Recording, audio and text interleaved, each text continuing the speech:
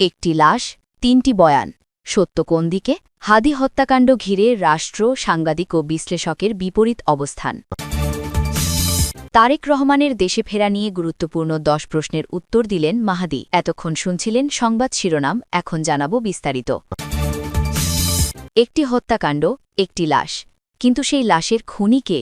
এই প্রশ্নের উত্তর খুঁজতে গিয়ে আজ যেন পুরো জাতি ৩ ভাগে বিভক্ত। দৃশ্যটা ঠিক যেন কোছো খুঁড়তে গিয়ে সাপ বেরিয়ে আসার গল্প। যে ঘটনাটি শুরু হয়েছিল একটি সরল অপরাধ তদন্ত হিসেবে, সেটিই ধীরে ধীরে রূপ নিয়েছে এক জটিল রাজনৈতিক, প্রশাসনিক ও বয়ানগত নাটকে। রাষ্ট্রের সর্বোচ্চ আইনশৃঙ্খলা বাহিনী বলছে তারা জানে না খুনি কোথায়। প্রবাস থেকে সাংবাদিক জুলকারনাইন সায়ের জোর দিয়ে বলছেন খুনি সীমান্ত পেরিয়ে ভারতে। আর সম্পূর্ণ বিপরীত মেরুতে দাঁড়িয়ে পিনাকি ভট্টাচার্য দাবি করছেন বর্ডার পার হওয়ার গল্প পুরোপুরি সাজানো, খুনি এখনও দেশেই আছে। একটি মাত্র ঘটনা, অথচ ৩টি সম্পূর্ণ বিপরীত বয়ান। তাহলে সত্যকে বলছে? পুলিশ কি তাদের ব্যর্থতা ঢাকছে? জুলকারনাইন সায়ের কি ভেতরের কোনো নির্ভরযোগ্য সূত্র থেকে তথ্য পাচ্ছেন, নাকি পিনাকি ভট্টাচার্যের দাবি অনুযায়ী আসল সত্য আড়াল করতেই ভারতে পালানোর নাটক সাজানো হয়েছে?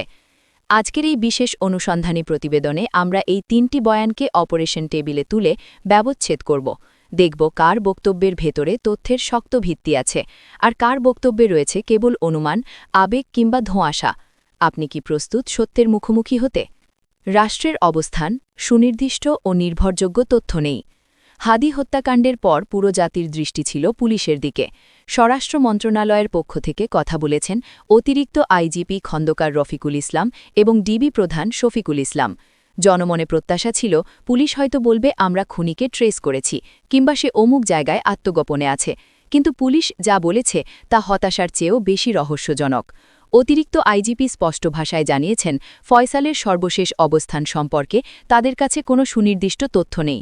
আরও গুরুত্বপূর্ণ হল, তিনি বলেছেন ফয়সাল দেশের বাইরে চলে গেছে এমন কোনো নির্ভরযোগ্য তথ্য পুলিশের হাতে নেই। এই দুটি শব্দ, সুনির্দিষ্ট এবং নির্ভরযোগ্য, এখানে অত্যন্ত তাৎপর্যপূর্ণ, কারণ পুলিশ কার্যত স্বীকার করছে যে তারা এখনও নিশ্চিত কিছু জানে না। অনুমান ভাগতে পারে, গুজব থাকতে পারে, কিন্তু তদন্তের ভাষায় যাকে বলা হয় ভেরিফাইড ইন্টেলিজেন্স, তা নেই। পুলিশ আরও বলেছে তাদের প্রাথমিক ধারণা অনুযায়ী এই হত্যাকাণ্ড রাজনৈতিক উদ্দেশ্য প্রণোদিত হতে পারে। ব্যক্তিগত আক্রোশ, পারিবারিক দ্বন্দ্ব বা আর্থিক বিরোধ, এই ধরনের কোনো মোটিভ তারা এখনও খুঁজে পায়নি। তবে একই সঙ্গে তারা এটাও বলেছে যে এখন পর্যন্ত কোনো নির্দিষ্ট রাজনৈতিক দলের সঙ্গে সরাসরি সম্পৃক্ততার প্রমাণ পাওয়া যায়নি। এই বক্তব্য একদিকে যেমন সতর্ক, অন্যদিকে তেমনি প্রশ্নবিদ্ধ, কারণ রাজনৈতিক মোটিভের ইঙ্গিত দিয়ে আবার নির্দিষ্ট দলের সম্পৃক্ততা অস্বীকার করা, এটি কি সত্যিই তদন্তের বাস্তব অবস্থা নাকি ভাষাগত কৌশল? সাংবাদিক জুলকারনাইন সায়েরের বয়ান, খুনি ভারতে পালিয়েছে। এই রাষ্ট্রীয় অনিশ্চয়তার মাঝেই আসে প্রবাসী সাংবাদিক জুলকারনাইন সায়েরের দৃঢ় দাবি। তিনি প্রকাশ্যে বলেছেন খুনি সীমান্ত পেরিয়ে ভারতে চলে গেছে। তার বক্তব্যে কোনো দ্বিধা নেই, কোনো সম্ভবত বা ধারণা করা হচ্ছে এই ধরনের শব্দও নেই, বরং তার কণ্ঠে ছিল আত্মবিশ্বাস। প্রশ্ন হল, এই আত্মবিশ্বাসের উৎস কী? সাংবাদিকতার জগতে একটি পুরনো কথা আছে, সব তথ্য প্রকাশযোগ্য নয়, কিন্তু সব তথ্যের উৎস থাকে। জুলকারনাইন সায়ের কি এমন কোনো গোয়েন্দা সূত্র পেয়েছেন যা এখনও পুলিশের হাতে পৌঁছয়নি, নাকি সীমান্ত এলাকার কোনো স্থানীয় নেটওয়ার্ক থেকে পাওয়া তথ্যকে তিনি নিশ্চিত সত্য হিসেবে তুলে ধরছেন? সমালোচকেরা বলছেন যদি খুনি সত্যিই সীমান্ত পেরিয়ে ভারতে চলে গিয়ে থাকে, তাহলে তার পেছনে একটি বড় লজিস্টিক সাপোর্ট থাকা দরকার।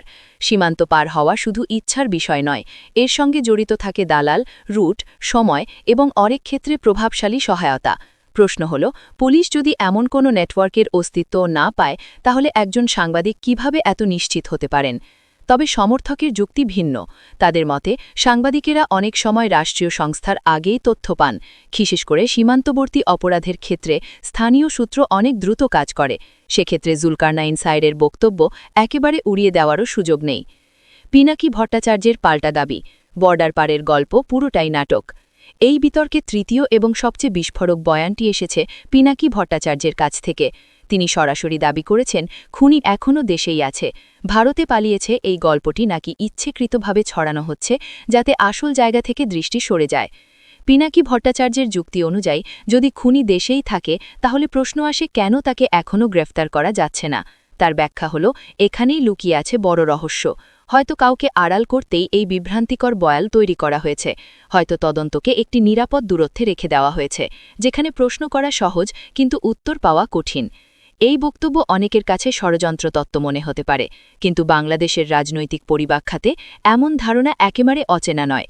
অতীতে বহু ঘটনায় দেখা গেছে একটি পালিয়ে গেছে বয়ান বছরের পর বছর ধরে চলেছে, অথচ অভিযুক্তরা থেকেছে দেশের মধ্যেই, ক্ষমতার ছায়ায়। তাহলে সত্য কোথায়? তিনটি বয়ানকে পাশাপাশি রাখলে একটি বিষয় পরিষ্কার হয় যে কেউই এখনও প্রমাণের টেবিলে চূড়ান্ত সত্য রাখতে পারেনি। পুলিশ বলছে, আমাদের কাছে সুনির্দিষ্ট ও নির্ভরযোগ্য তথ্য নেই। জুলকারনাইন সায়ের বলছেন, খুনি ভারতে। পিনাকি ভট্টাচার্য বলছেন, খুনি দেশেই, বর্ডার পারের গল্প সাজানো। এখানে সবচেয়ে দুর্বল অবস্থানে আছে রাষ্ট্র, কারণ রাষ্ট্রের দায়িত্ব শুধু বক্তব্য দেওয়া নয়, বরং তদন্তের মাধ্যমে অনিশ্চয়তা দূর করা।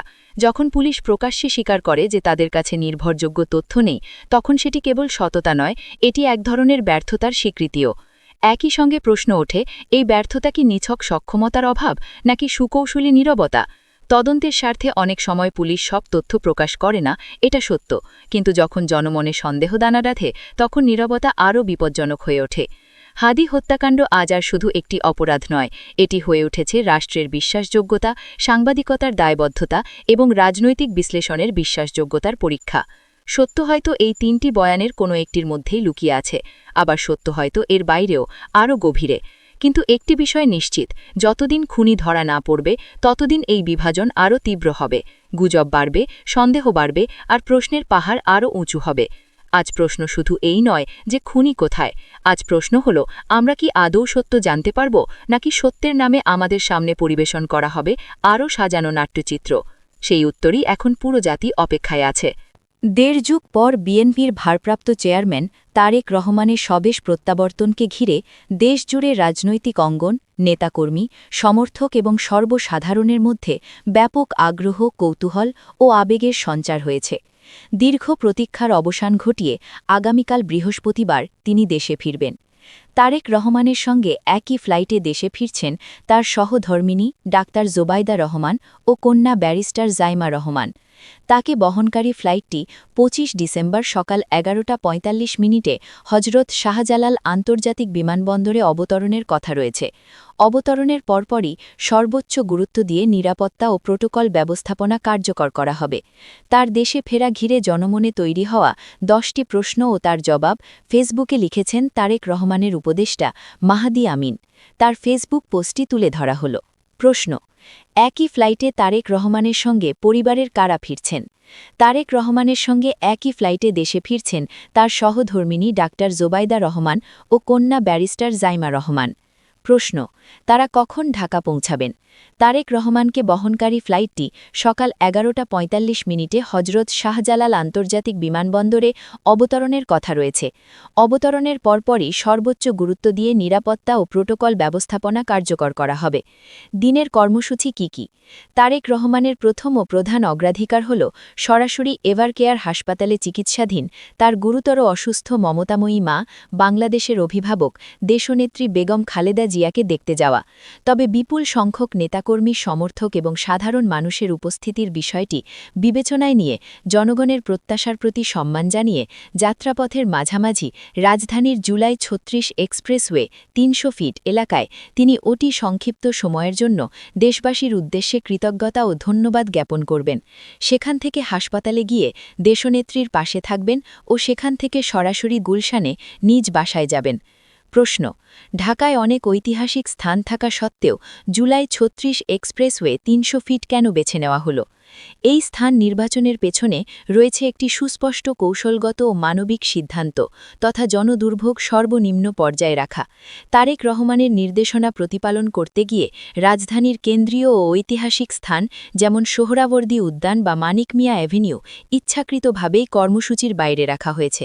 পরিবর্তে রাজধানীর একপাশে সম্ভাব্য সর্বোচ্চ দীর্ঘ ও প্রশস্ত সড়ক, যেটি শহরের প্রাণকেন্দ্র থেকে বহু দূরে, সেই ৩০০ ফিট প্রশস্ত জুলাই ৩৬ এক্সপ্রেসওয়ের শুধুমাত্র এক পাশের সার্ভিস লেনকে অতি সংক্ষিপ্ত গণ অভ্যর্থনাস্থল হিসাবে নির্ধারণ করা হয়েছে। এটি কি কোনো সংবর্ধনা? না, এটি কোনো জনসভা বা সংবর্ধনা অনুষ্ঠান নয়, শুধুমাত্র দেশবাসীর প্রতি তার আন্তরিক কৃতজ্ঞতা প্রকাশ এবং দেশনেত্রীসহ দেশের সকল মানুষের কল্যাণ কামনায় দোয়ার অনুরোধের একটি সংক্ষিপ্ত কর্মসূচি। এই আয়োজনে তারেক রহমানই একমাত্র বক্তা। এখানে বিএনপির নেতাকর্মী ও সমর্থকদের পাশাপাশি সমাজের বিভিন্ন শ্রেণী পেশার সাধারণ মানুষ উপস্থিত থাকবেন। ইতোমধ্যেই দল মত নির্বিশেষে লক্ষ লক্ষ মানুষ দেশের বিভিন্ন প্রান্ত থেকে ঢাকার উদ্দেশ্যে রওনা হয়েছেন প্রিয় নেতাকে এক নজর দেখার আশায়। জনভোগান্তি কমাতে কি উদ্যোগ নেওয়া হয়েছে? জনভোগান্তি কমাতে ঢাকা জুড়ে ২০টি মেডিকেল ক্যাম্প স্থাপন করা হচ্ছে, যেখানে সার্বক্ষণিক চিকিৎসক, প্যারামেডিক, ওষুধপত্র ও অ্যাম্বুলেন্স থাকবে। সংশ্লিষ্ট ক্যাম্পগুলির তালিকা জনসাধারণের সুবিধার্থে প্রকাশ করা হয়েছে। এছাড়া বক্তব্যস্থলের কাছাকাছি ৬ শয্যার একটি অস্থায়ী ফিল্ড হাসপাতাল থাকবে, যার সঙ্গে আইসিইউ সুবিধাসম্পন্ন অ্যাম্বুলেন্স সংযুক্ত থাকবে। পাশাপাশি বিশুদ্ধ পানির সরবরাহ, সর্বত্র মোবাইল টয়লেট স্থাপন এবং কয়েক হাজার স্বয়ংসেবক সার্বক্ষণিক সেবায় নিয়োজিত থাকবেন। বিদেশগামী ও স্বদেশ ফেরত যাত্রীদের চলাচল, যানজট ও ট্রাফিক ব্যবস্থাপনা, রোগী পরিবহন, অ্যাম্বুলেন্স এবং অন্যান্য জরুরি যানবাহনের নির্বিঘ্ন চলাচল নিশ্চিত করতে কি ব্যবস্থা গ্রহণ করা হয়েছে? যানজট এড়াতে রাজধানীতে প্রবেশের প্রধান পয়েন্টগুলোতে আলাদা বাস পার্কিংয়ের ব্যবস্থা রাখা হয়েছে। বিমানবন্দরগামী ও বিদেশ ফেরত যাত্রীদের পাশাপাশি রোগী বহনকারী অ্যাম্বুলেন্সের চলাচল নির্বিঘ্ন রাখতে কাকলী মোড়, আন্তর্জাতিক বিমানবন্দরের সামনে এবং আবদুল্লাহতে হেল্প ডেস্ক স্থাপন করা হবে। এসব ডেস্ক থেকে মোটরবাইক এসকর্টের মাধ্যমে জরুরি যান চলাচল নির্বিঘ্ন রাখার সর্বাত্মক চেষ্টা করা হবে। তারপরেও কোনো অনিচ্ছাকৃত সমস্যার জন্য বিএনপির পক্ষ থেকে নগরবাসীর কাছে আন্তরিকভাবে দুঃখ প্রকাশ করা হচ্ছে। ২৫ ডিসেম্বর তারিখটি কেন নির্বাচন করা হলো? জনভোগান্তি পরিহারের লক্ষ্যেই তারেক রহমান তার প্রত্যাবর্তনের দিন হিসাবে সরকারি ছুটির দিন ২৫ ডিসেম্বর নির্বাচন করেছেন। এই দিনের পরপরই আরও ২ দিন সরকারি ছুটি থাকায় মোট ৩ দিনের টানা ছুটি থাকবে, যা নাগরিক চাপ ও যানজট কমাতে সাহায্য করবে। এই কর্মসূচিকে ঘিরে নেতাকর্মীদের জন্য কোনো নির্দেশনা আছে কি? এই প্রত্যাবর্তন যেন কোনোভাবেই বিশৃঙ্খলা, উত্তেজনা বা নাগরিক দুর্ভোগের কারণ না হয়, সেই বিষয়ে কঠোর নির্দেশনা দেওয়া হয়েছে। সকল নেতাকর্মী ও সমর্থকদের পূর্ণ শান্তিপূর্ণ আচরণ, শৃঙ্খলা বজায় রাখা এবং আইন শৃঙ্খলা বাহিনীকে সর্বাত্মক সহযোগিতা করার আহ্বান জানানো হয়েছে। দীর্ঘ ১৭ বছর ধরে অপেক্ষমান দেশের বিভিন্ন প্রান্ত থেকে আসা নেতাকর্মী ও সমর্থকদের রাজধানীমুখী স্বতঃস্ফূর্ত স্রোত সম্পূর্ণ নিয়ন্ত্রণ করা সম্ভব নয়। সেই বাস্তবতা মাথায় রেখেই বেশিরভাগ নেতাকর্মীকে কাঞ্চন ব্রিজ ও ঢাকার প্রবেশমুখগুলো ব্যবহারের নির্দেশনা দেওয়া হয়েছে। এই স্বদেশ প্রত্যাবর্তনের রাজনৈতিক তাৎপর্য কি? বহুল আকাঙ্ক্ষিত এই প্রত্যাবর্তনকে অনেকেই দেখছেন বিরাজমান অস্থির পরিস্থিতিতে জনগণের ঐক্য সৃষ্টি এবং গ্রহণযোগ্য নির্বাচনের মাধ্যমে গণতন্ত্র দেশ প্রতিষ্ঠার একটি গুরুত্বপূর্ণ ধাপ হিসাবে। সেই কারণেই তারেক রহমানের ফেরা কেবল একটি ব্যক্তিগত প্রত্যাবর্তন নয়, বরং এটি বাংলাদেশের স্বাধীনতা, সার্বভৌমত্ব ও গণতন্ত্র প্রতিষ্ঠায় জনগণের গভীর আকাঙ্ক্ষা ও প্রত্যাশার প্রতীকে পরিণত হয়েছে।